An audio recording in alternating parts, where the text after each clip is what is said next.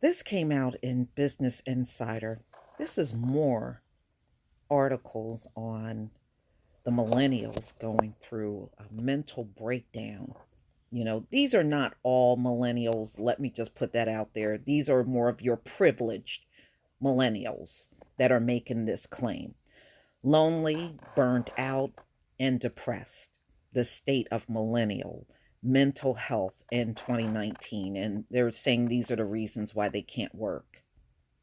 You know, they they're having so many problems mentally they can't work. So this is October 10th, 2019.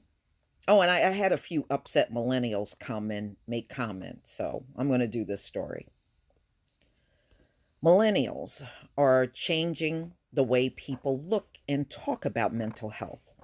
As part of World Mental Health Day, Business Insider took a look at the mental health state of millennials, defined by the Pew Research as the cohort turning ages 23 to 38 in 2019. It doesn't look pretty. Depression and deaths of despair, which we know deaths due to drug addiction, are both on the rise among the generation linked to issues such as loneliness and money stress.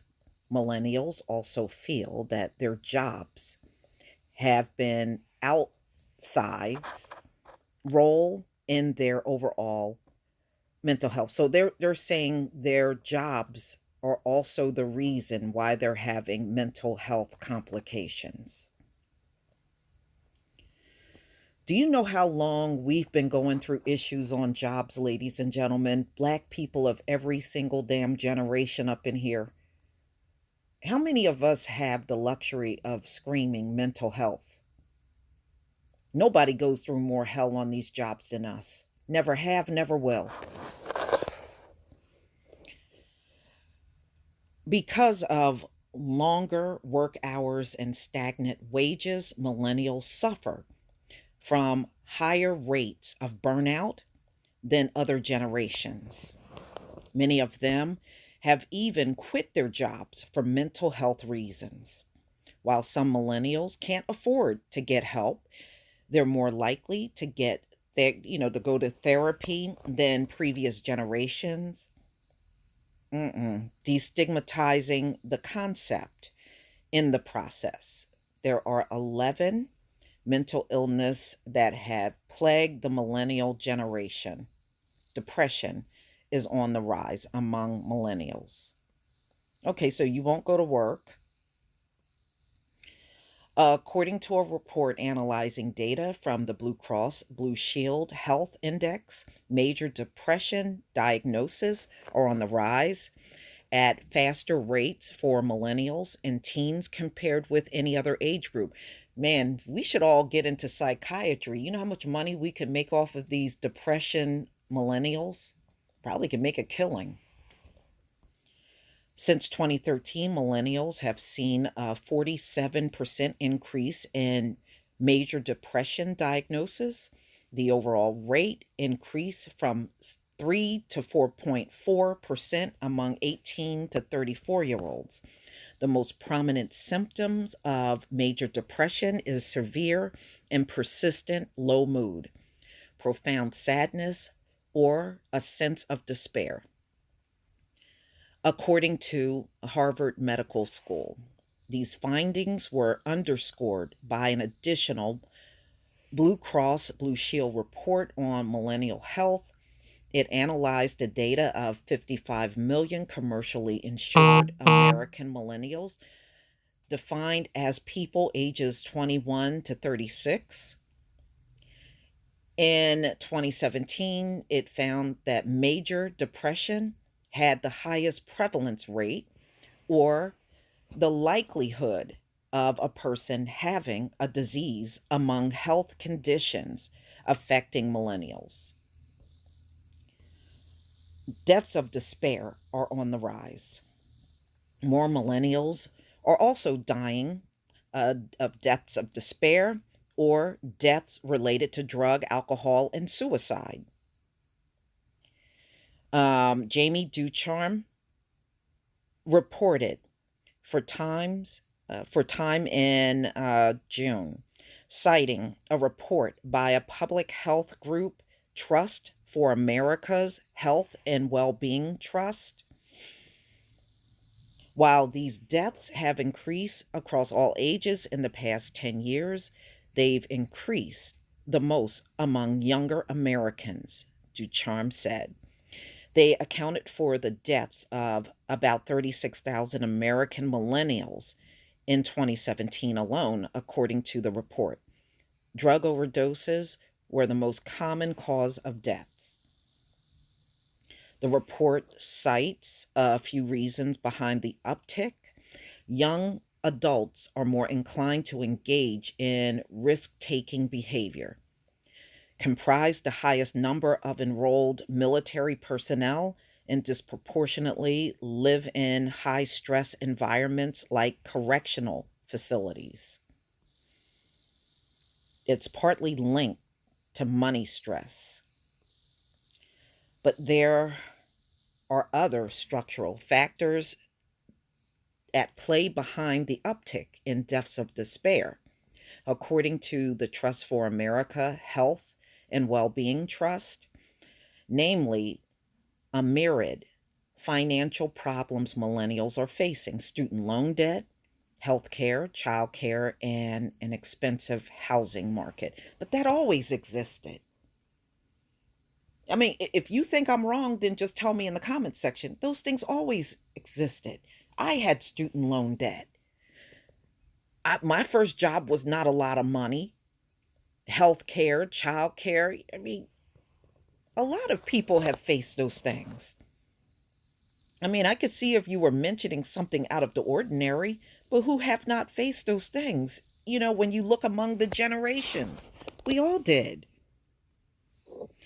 These four costs are part of the great American affordability crisis plaguing millennials that's putting them financially behind. Studies have found a correlation between people with debt and mental health problems.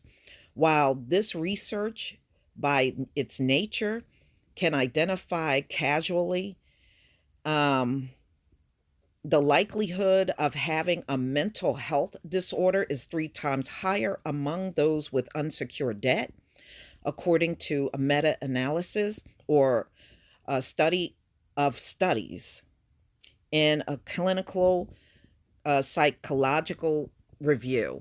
People who have died by suicide were 8 times likely to have debt. Okay. Money stress isn't just contributing to millennial mental health, it also means not everyone can afford to seek help. Yeah, that's true. That's always been the case too. And some people refuse to give their money to a psychiatrist.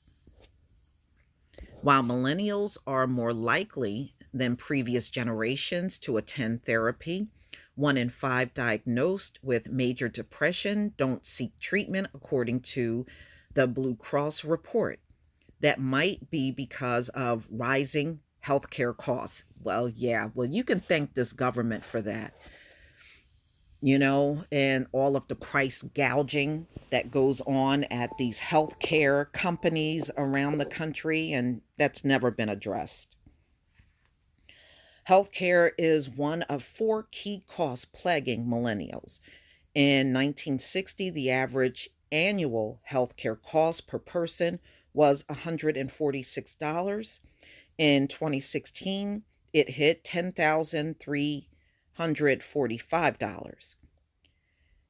When adjusted for inflation, that's a ninefold increase. Costs are expected to increase to 14,944 in 2023. Well, whose fault is that? Okay, we don't own any of those industries, right? So whose fault is it that these costs have gone ninefold for healthcare? Sure can't look at us.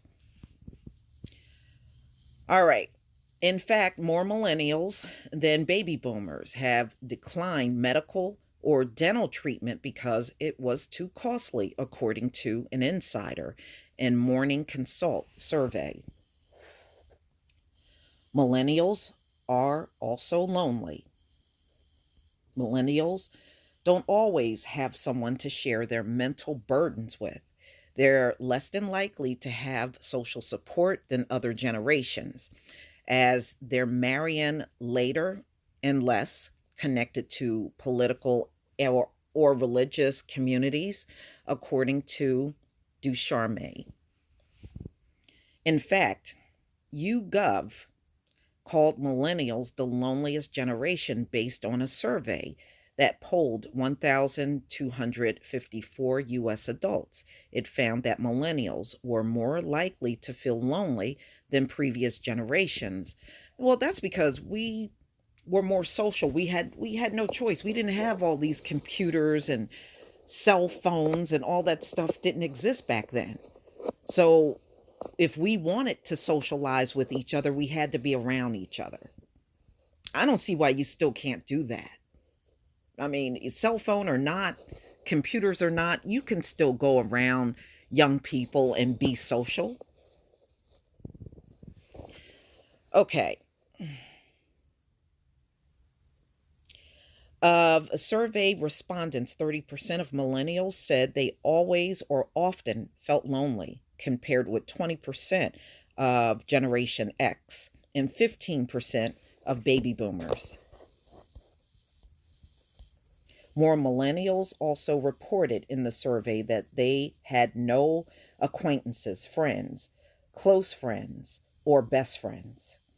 And they were dealing with burnout, burn in and burn out of the workplace. I mean, everybody. Haven't everybody gone to a job and been exhausted before? I'm just trying to pick up what's different in this generation. Okay, socially, yeah, things have changed because you got all these computers and stuff. But as far as being burned out from a job, who the hell wasn't burned out from a job? But we did what we had to do.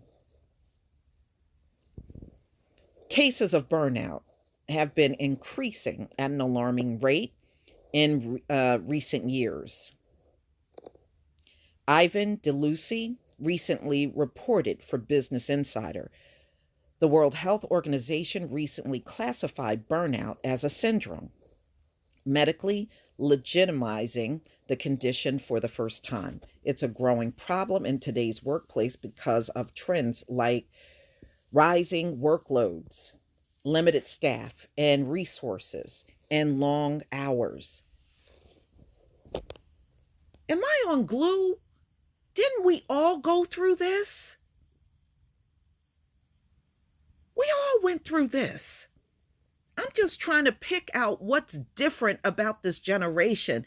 I'm not seeing anything in this article other than the computer and the cell phones that is different for any other generation.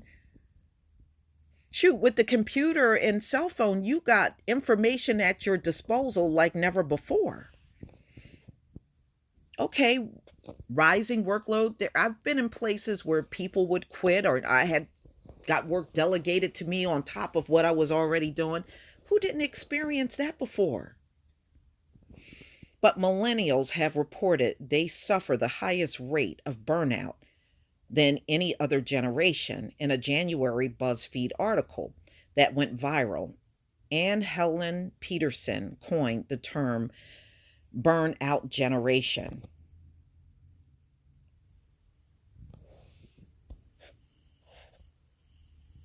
Peterson attributed the generational phenomena to millennials' upbringings, the economic environment they grew up in, social media, and the anxiety of easy, straightforward tasks like running errands. Many millennials dealing with mental health problems at work say their office does not provide adequate support. Over half of the workers polled in a survey, they said human resources company Paychex said their jobs were negatively affecting their mental health. What's worse, about 56% of the employees in the survey rated their company's mental health benefits as either fair or poor. Many surveyed employees also said they didn't get mental health insurance from their jobs, and 45% of supervisors never received any mental health training. Okay, interesting. Paycheck surveyed active employees and supervisors using an online survey. The respondents included people from high paying industries like medicine and finance and lower paying industries like retail and manufacturing. Employees who work outside a traditional 9 to 5 are particularly vulnerable to depression, as are women, LGBTQ, and racial minorities. Some workers are more prone to depression than others. Millennials working outside a full time corporate office are particularly vulnerable to depression, according to a University of Exeter review. 28,438 workers reports on mental health. The review found people working irregular hours and the night shift were 33% more likely to develop a mental illness than the general population. This is especially true for first responders and healthcare workers who tend to be on call during inconvenient hours. Well, so was I. I was a manager of IT. You know how many times servers went down in the middle of the night and I had to be notified? I didn't have no mental health problems about that. A recent HuffPost article detailed how EMTs and paramedics have higher rates of PTSD, depression, and suicide, conditions that persist even after retirement. Harassment and bullying at work can also cause mental health problems. Well, you don't have to tell us that. Okay, we still see the stories of black people having nooses placed around their desk at work. You don't have to tell us that. We've been seeing that forever now. According to the World Health Organization, issues tend to plague female, racial minorities, and LGBTQ workers more often. Global workers say discrimination because of mental illness is more prevalent than any other form of workplace bias. That's a lie. That's a lie. Racial discrimination is and always will be the number one form of discrimination in the workplace. Ah, go away. Okay. In a separate study, Cantor, a UK based data firm, found just over half. Will you get out of the way? Okay. Surveyed, Cantor surveyed 18,000 workers in 14 countries. The lack of resources can even result in discrimination and bias over their mental illness. About 38% of respondents said they felt discriminated against based on their condition, making them the most discriminated workplace group. I disagree with that. I disagree with that.